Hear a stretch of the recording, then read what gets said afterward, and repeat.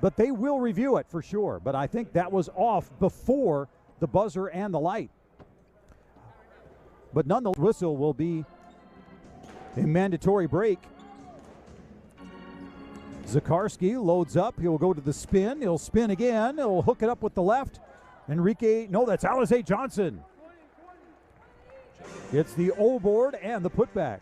As Christopher, the kick, Steve Settle will try again.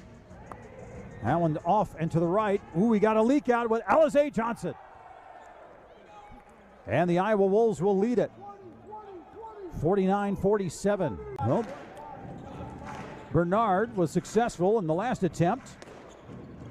They will go the kick out, a swing into the lane. Jules Bernard over to Alize Johnson. I believe they will count that basket. But they will. Bursts to the rim. And the rebound rolling on the floor. And the Iowa Wolves, Alize Johnson, the crossover. And Alize Johnson nestles it softly. 18-17. They have held the advantage. However precarious it has been. 3 on the other end, Alize Johnson. Wolves will send it the other direction. Pullen. And Freeman.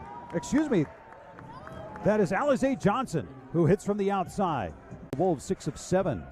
That has helped them obtain that 4-point lead, which now increases to 7. And a kiss to the crowd for Iowa by 5. Jules Bernard kicks to the corner. They'll swing it all the way around. The other corner for Johnson. And Iowa leads by 8. For the tie.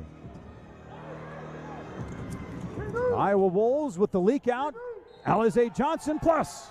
He'll score and get one more as the defense was late. 68% free throw shooter, averaging 19 per game. And he adds it. And then the Wolves overtook the Skyforce in that third quarter, 31-28.